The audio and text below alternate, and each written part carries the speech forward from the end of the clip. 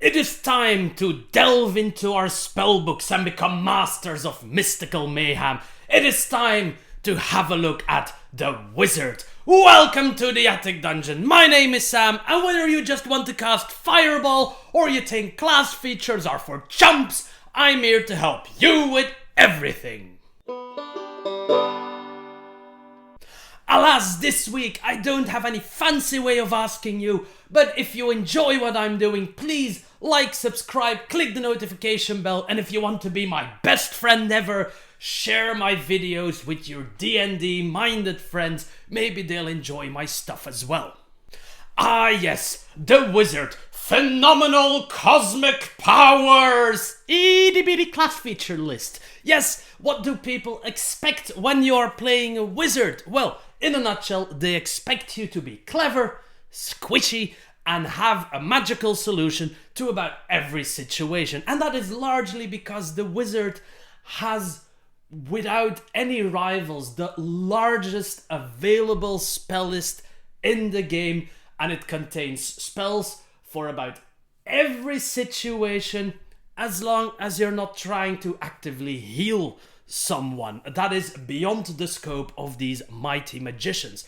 Other than that, you provide excellent utility, great blasting potential, wonderful summons, strong control spells. You have it all. If it's magical, it's right up your alley. The base wizard is, on the other hand, obviously underdeveloped when it comes to the physical aspect though. There is a subclass that can help you remedy that. There is a more physically oriented subclass out there, but as always for these class videos, base class now, subclasses later.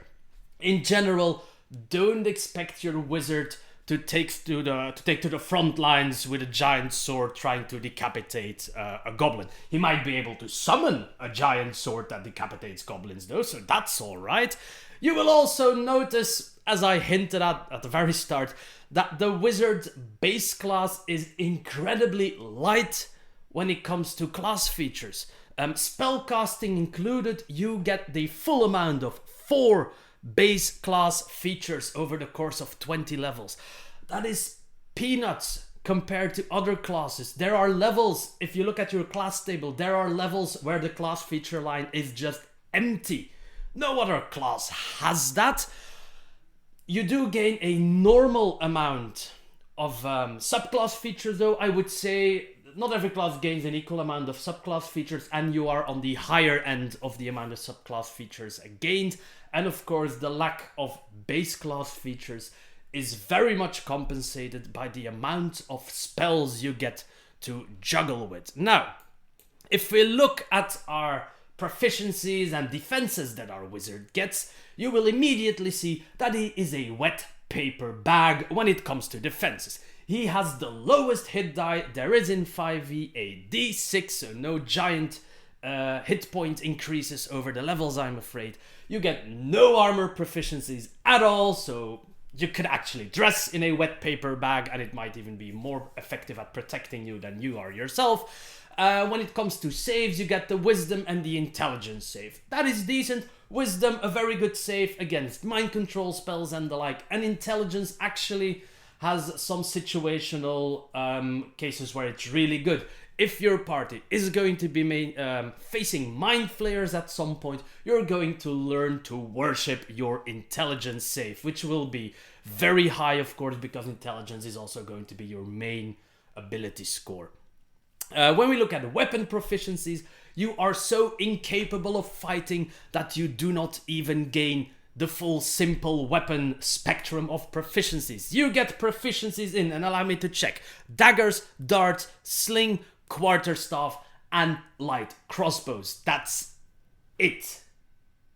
Those are all the proficiencies you get for offense and defense. Of course, you get some skill proficiencies as well. As for most classes, you get to pick 2 skill proficiencies from a list of 6 things. Of course, you're not here for the weapons and the armor and the skills. You're here for the magic, and that is, of course, where the wizard will shine.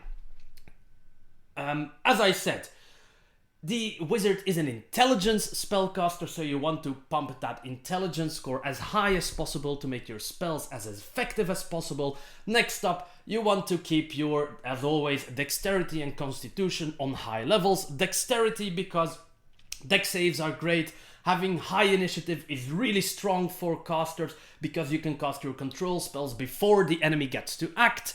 Also, dexterity saves are valuable, and you don't really have armor class, so any point of dexterity helps you raise your feeble defenses. Constitution, important because your hit die is crap, and you will be casting a lot of concentration spells, and you would like those to last. So the higher your concentration, the higher your constitution, the higher your concentration saves will be. As a wizard, later on, it is always a good idea to pick up the Warcaster feat or the Resilient Constitution feat to make your concentration saves a bit more reliable. Now, onto the spellcasting itself. Usually, spellcasting classes can be divided into spells known or we prepare our spells classes. The wizard is both. I'll explain how that works in just a minute. The first thing you learn when you learn to cast spells as a wizard are your cantrips. And the wizard has a generous 3 cantrips that they can learn, which is nice. You can pick 1 offensive, maybe 2 offensive cantrips to alternate damage types if you know that's going to be a thing. And you can pick 1 or 2 utility cantrips. That is actually really good. Everybody loves utility cantrips. You can do a lot of fun things with those. You also, and this is a huge amount, learn 6 level 1 spells. So you don't have to choose between 1 offensive, 1 defensive, 1 utility spell. You can take 2 of each. And that is actually pretty good stuff. Already at level 1, you're turning out to be this Swiss Army knife of spells. Now, does that mean you get to cast all those spells? No. As I said, the wizard is both a spells known and a spells prepared class. Your cantrips are always known, they are in your head, and you can cast those at will. All your other spells, however, are written down in your spell book, and this is a unique class feature. No other class has this kind of mechanic. You have a book in which you write all your spells. There you go, that's the mechanic. No, just kidding. From all those spells written in your book, you will prepare a selection that you can cast during the day. How many can you prepare? Well, it's basically your intelligence modifier plus your wizard level. So if you're a level 1 wizard with 16 intelligence, which is something most people aim for, you will be able to prepare 4 out of those 6 spells, which is decent. I mean, you will still be well prepared for the day. If you see something else coming after your adventuring day, you can swap out some spells. Mind you, the book does mention that preparing different spells takes time.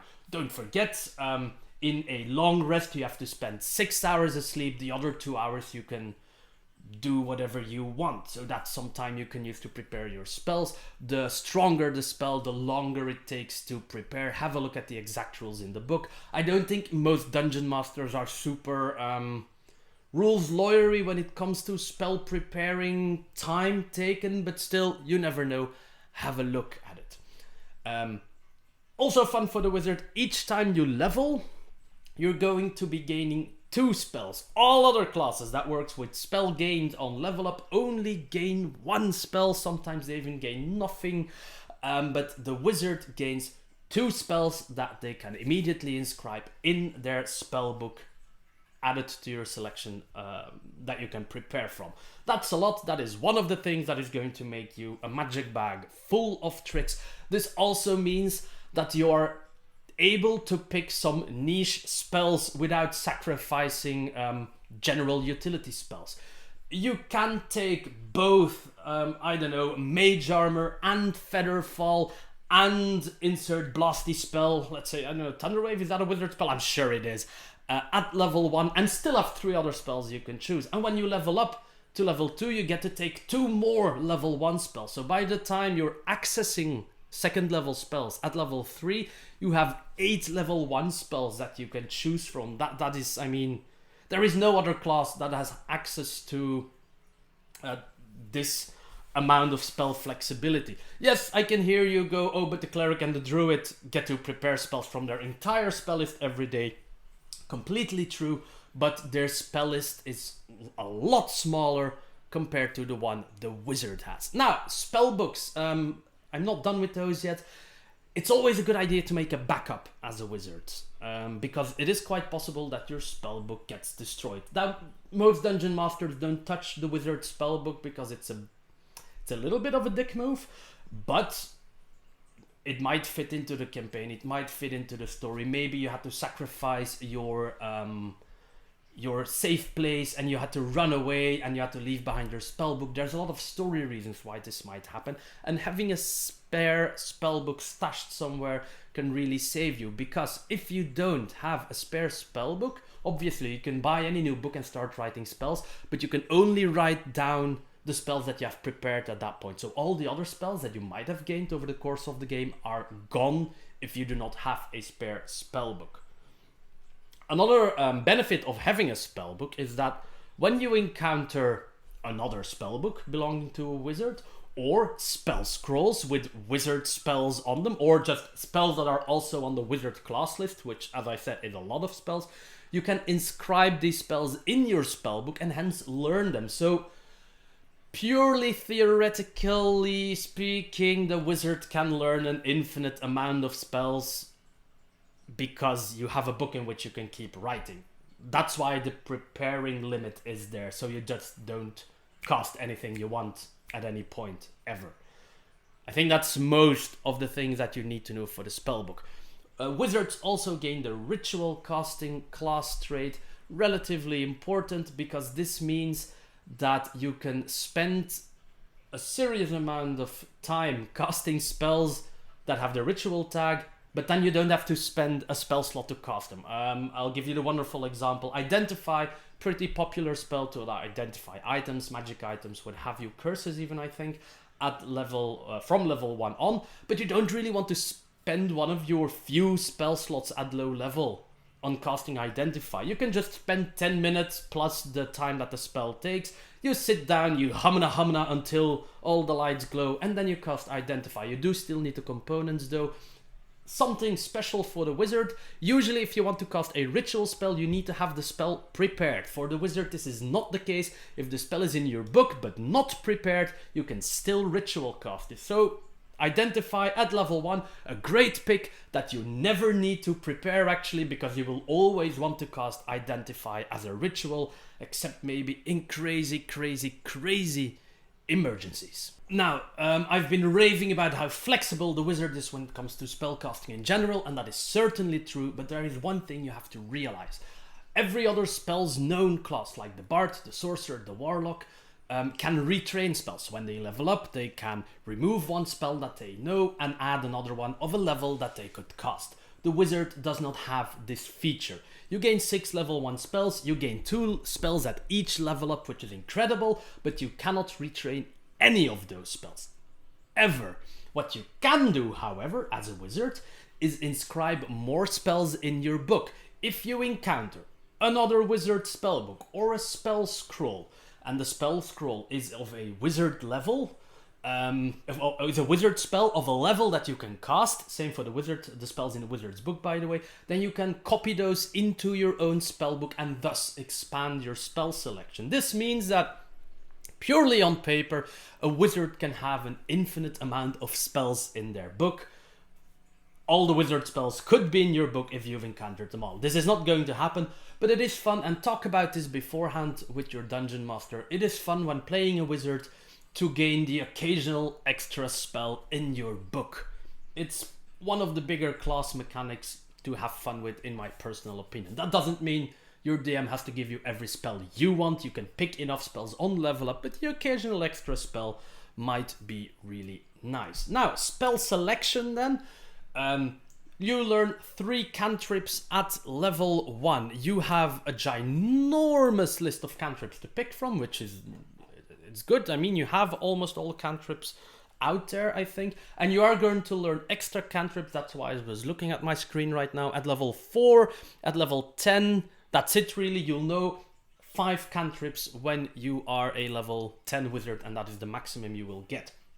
That is actually more than enough cantrips to take 1 or 2, maybe 2 when you have an extra cantrip. Damaging cantrips to have some nice backup, and the rest can be utility cantrips. You have them all, I think. If you need some form of utility, the wizard cantrip spell list is going to offer it to you, no problem there.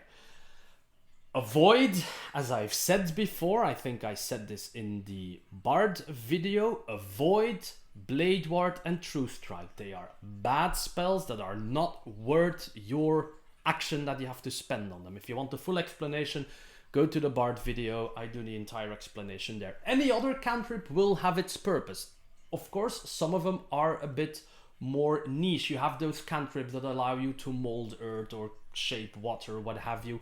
They are a bit more niche, so be sure to pick up one solid damaging cantrip and one solid utility cantrip, and the third one can actually be whatever you like. Then we look at level 1 spells. Again, the selection is very big. There is one spell mainly that you have to stay away from because it's not even niche, it's just garbage to the wizard, and I've talked about this spell as well before, and that is Witch Bolt. I talked about this during the Warlock video, and I said that actually for Warlocks, Witch Bolt is not that bad at level 1 and level 2, because at level 3 you just retrain Witch Bolt, because then it becomes complete garbage. It doesn't scale very well with higher spell slots, and not very well is actually a euphemism. It doesn't scale at all, just a bit. The crappy side scales. But since as a wizard you cannot retrain your spells, you're stuck with this garbage spell in your book for the rest of your life. And honestly, we don't want that, so stay away from Witch Bolt. As I said, Identify is really good because you don't have to prepare it, you can cast it as a ritual. This is actually a general trend. Have a look at ritual spells, because you don't need to prepare them to cast them as a ritual, so this increases your casting flexibility. Of course, in the middle of combat, you cannot sit down to ritual cast, Mordekainen's Tiny Hut, or was it Leomund's Tiny Hut? But it does add to your spellcasting potential over the long run. There is one more thing that you gain at level 1 before we head to level 2, which is important, and that is your Arcane Recovery feature.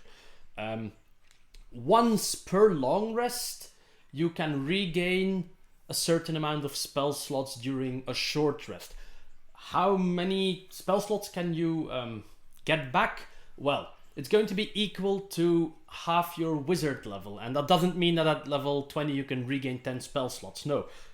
At level, let's take level 10 for example, half your wizard level is level 5, so that would mean you would be able to regain 1 level 5 spell slot, or you can split it up and recover a level 2 and a level 3 spell slot, 4 level 1 spell slots, 1 level 4, 1 level 1. You get the idea. You can do some basic mathematics here to regain spell slots. It always rounds up, so even at level 1, you can already regain 1 level 1 spell slot with this feature. At level 2, it remains 1 level 1, but when you go to level 3, because it rounds up, you can either regain 1 level 2 spell slot or 2 level 1 spell slots. You can never recover a spell of 6th level or higher with this feature. So level 5 spell slots is the best you're going to be able to recover. Still, this is a pretty great feature, especially I believe at lower levels when you're starving for spell slots. These 1 or 2 extra spell slots that you gain can really help you out. That's it for level 1, to be honest, and that is all the base class features you're getting up to 18th level. Yes, everything you gain in between 2nd and 18th level, class-wise, is either going to be an ability score increase / feat, or a subclass feature, starting at level 2, where you select your subclass called an Arcane Tradition for the Wizards. You also get 2 extra level 1 spells for your book. Then we go to level 3, and you get, of course, 2 level 2 slots and 2 level 2 spells. Now, I don't talk about spell lists extensively in any of the class videos because they're too large. It would take too much time. For the wizard, it would take even more time. What I'm going to do is highlight 1 or 2 spells, the good ones, at each level. Are there bad spells? Yes, there are less effective spells in the list, but I've already picked out your two biggest dangers at lower level with Witch Bolts and the two shitty cantrips. There are a lot of spells that are very niche, if I'm not mistaken. At third level spell, for example, is non-detection, which makes you immune to any form of scrying or magical detection, which can be incredibly strong if that is what's happening to you. But if your entire campaign never involves any magical scrying towards your party, this spell is going to be a useless pick. So there are some spells that are always great, and there's a bunch of niche spells, but because of the amount of spells that you gain, you can take some of those niche spells. So level 2 spell that I would like to touch upon is Dragon Breath. What this does is that you enchant someone, and they can use their action to exhale a 15 feet cone of Dragon Breath, and you can pick an element, so you have a nice choice to avoid resistances and what have you. The targets in the cone have to take a dexterity save. If they fail, half damage. If they fail, obviously full damage. If they save, half damage. It's 3d6. It's not wow, but the enchanted character can keep doing this every turn. Now, why do I like this spell? You're still a low-level wizard at this point, and your constitution saves, ergo your concentration saves, aren't super great. So, in this case, while it would be fun for sure to enchant yourself and start breathing on things next to you, you can also enchant someone else who is a bit sturdier.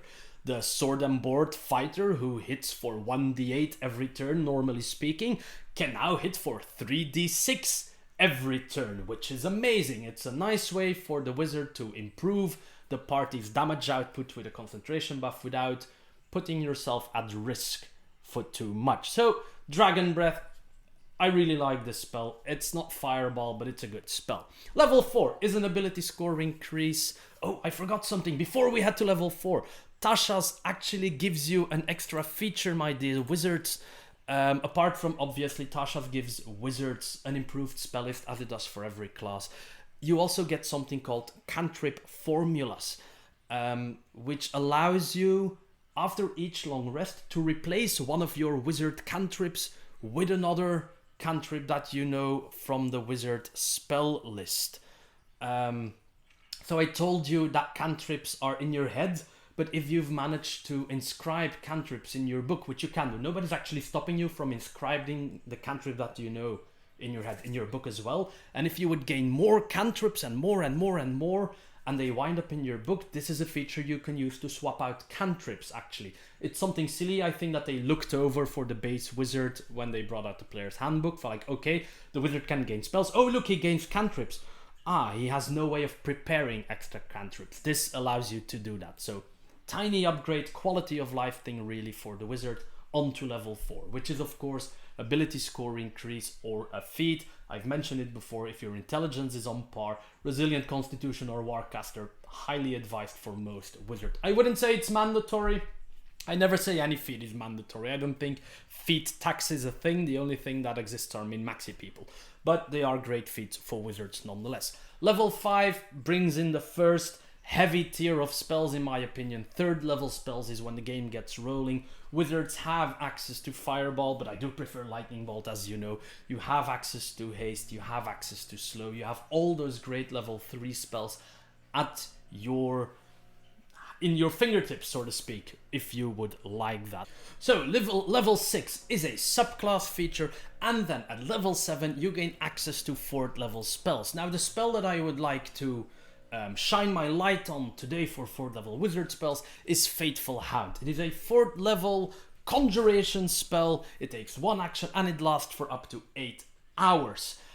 It is also a non-concentration spell, and that makes it pretty unique because this is a summoning spell. You summon a Fateful Hound that will assist you for 8 hours long without it taking up your concentration. I think the amount of summoning spells in 5e that do not require concentration are very, very, very limited. You have this one, you have, what is it, Spiritual Weapon for clerics, and I think that's actually most of it already covered.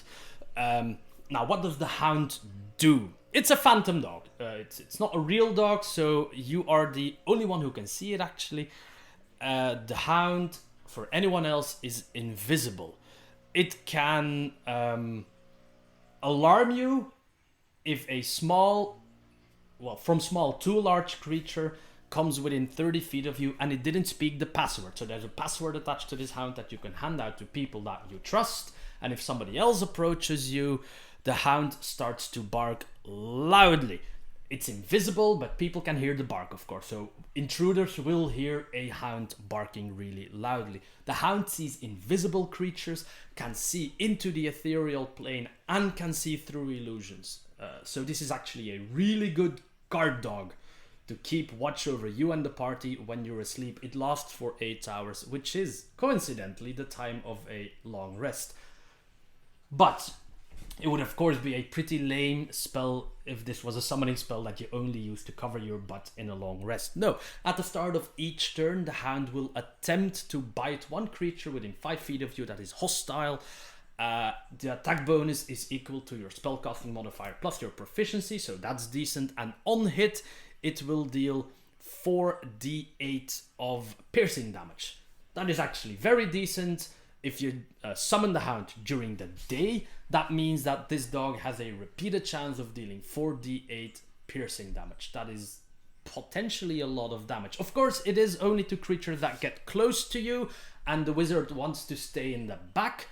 It's a nice guard if something would get close to you, or I talked about the fact that there is a subclass in the wizard list that likes to get in close. It's the Blade Singer. So for Blade Singers, this is actually a really nice spell to further boost your damage. You have your weapon damage already, which is going to be quite good as a Blade Singer. You have spellcasting potential, and you have this hound that will try to attack for 4d8 every time and cannot really be dispelled that easily because it's invisible. If people can't see it, they can't dispel it that easily, and it can't break from concentration fails. So that's a good spell, I think, for a 4th level spell slot. We move on, of course, to level 8, another ability score increase. And at level 9, I would like to point out Steel Wind Strike. Why do I like this spell? It's mainly because of the visual image. I really like the X-Man Nightcrawler. You might know the guy. He can teleport short distances, and in combat he uses this. He likes to work with swords, like he teleports, attack, teleport, attack, teleport, attack, teleport, attack. That is Steel Wind Strike. What do you need for it? A weapon, worth at least 1 silver. Shouldn't be too hard, even with your shitty weapon proficiencies, to find this. Now, to be honest, it doesn't mention anywhere in the spell that you need to be proficient with this weapon, right? So you could be holding a weapon that you're not proficient with and still cast Steel Wind Strike using this weapon. So you can choose up to 5 creatures that you can see within range, and the range is 30 feet. It's not huge, but as I said, it's a weapon spell, so it's kind of melee-ish.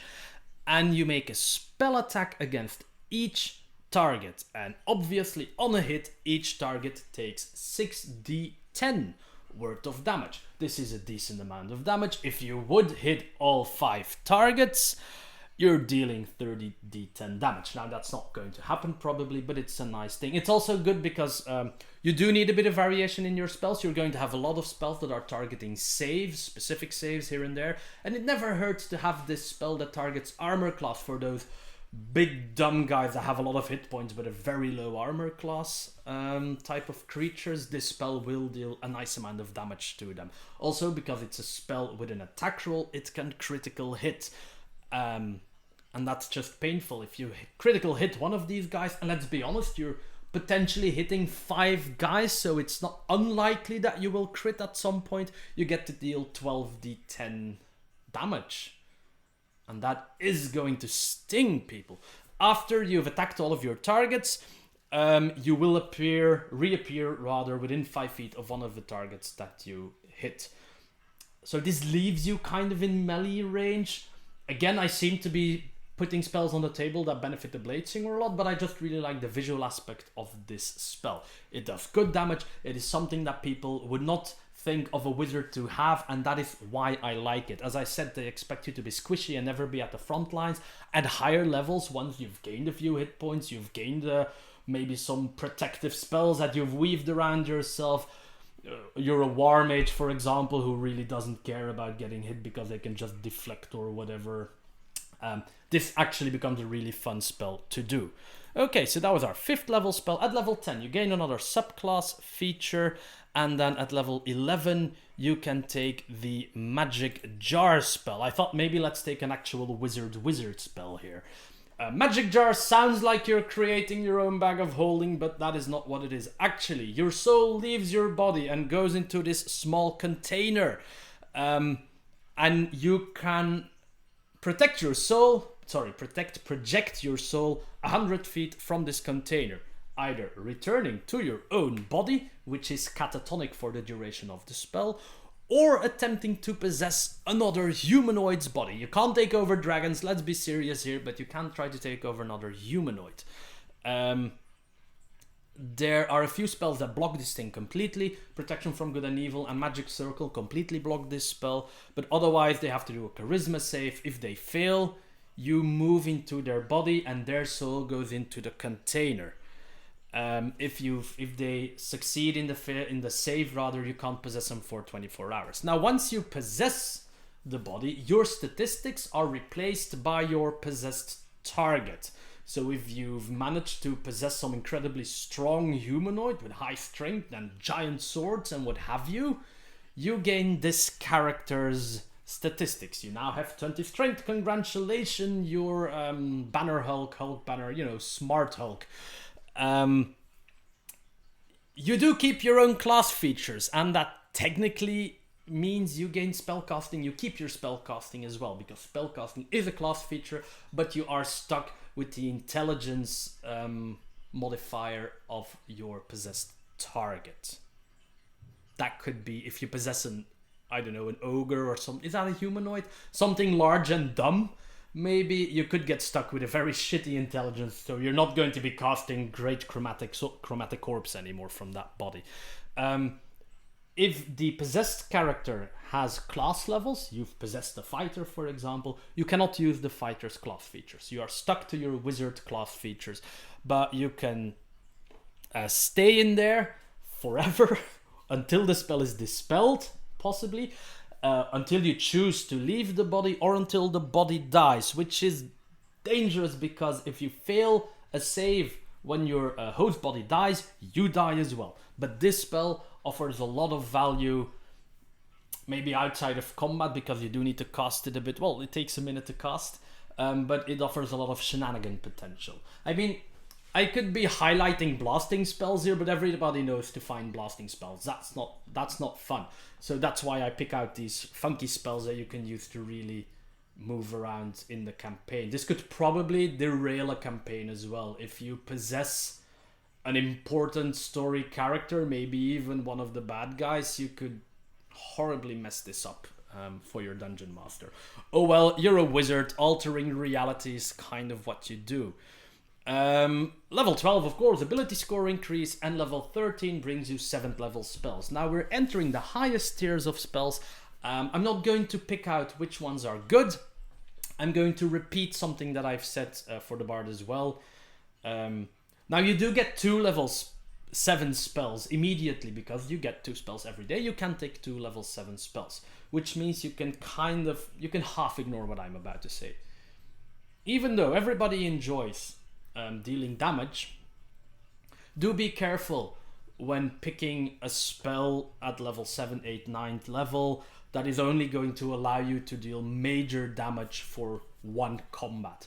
It can be fun to steamroll an entire combat encounter, and because you can pick 2 spells, you could take one of those, like I'm talking about Mordekainen's Sword in this case, one of those spells that deals huge amounts of damage for an entire encounter, and that's it. But I always have an expectation that when I'm using higher level spells, I'm doing something more than dealing damage over the course of 5 minutes. If there are longer spells that allow you to deal damage over a longer period of time, sure, that might be worth it. But otherwise, have a look at great spells that really allow you to have an effect on the world, rather than just blow up whatever bad guy you run into. Level 14, subclasses. Level 15, 8 level spells. Technically the same explanation. You have 2 of them. You can only cast one a day. keep that in mind. You only gain 1 level 8 slot. But be sure to take impactful spells. Level 16, ability score increase. Level 17, you get T9 level spell slots. Now, obviously, wizards, you have access to wish. Don't just wish every day. Do something cool with it. You have Mass Polymorph as well. Mass Polymorph can be incredibly effective and incredibly fun. So try to be creative. Don't just wish the campaign away. Level 18. Ah, right. Base class features. That's why we're here. Spell Mastery. Yes. At 18th level, you have achieved great mastery over certain spells, which means you can cast them at will. Now I have to check. It's a level 1 and a level 2 spell. So it's first level and a second level spell that are in your spell book. And you can cast those spells at their lowest level without spending any spell slots when you have them prepared. An infinite times of a number of, oh wow, this was difficult. An infinite number of times a day, dear people. I'm trying to think of fun stuff here, but any cool small utility spell at level 1, any nice buff that you have there, you can just cast all day, every day, at will. You have infinite use of magic missile if you would wish so. If you want to upcast them, however, you still need to spend the relevant spell slots. And by spending, I think it's 8 hours studying your spells and working with your spell book, you can change out one or both of the spells that are your mastered spells. Mind you, this is not your long rest 8 hours. You need to sleep at that point. This is a day of downtime that you spend on swapping out those spells. Level 19 then, of course, ability score increases. And then at level 20, you gain one more feature, being the signature spell. You already have level 1 and 2 spells that you can kind of juggle around. This will give you 2 level 3 spells that you can cast once per day, without spending a spell slot, and they're always prepared. So you don't, the previous spells, the 1 and the 2 spells, you need to prepare those to be able to cast them. These 2 level 3 spells will always be prepared without counting against the number of spells that you have prepared. You can cast each of them once per day without spending a spell slot. So it's a free haste cast. For the most basic concept that I can think of, this is a free haste cast. Same rule as for the other spells. If you want to cast them at a higher level, you have to spend the spell slot. And voila! There is your wizard. I didn't delve too much into spell slots gained every day because the wizard follows the standard progression of spell slots that all the full casters follow. I don't have anything else to say. There's really not much to talk about for the wizard without delving into the subclasses. So here you are. You can now go out, learn spells like Harry Potter. Ooh, no, but he's a sorcerer. No, he's a wizard. Oh, I don't care. Go out, play a wizard. Tell me about your wizards. Tell me what you like or hate about the class. And if all goes well, my dear people, I will see you again next time in the Attic Dungeon.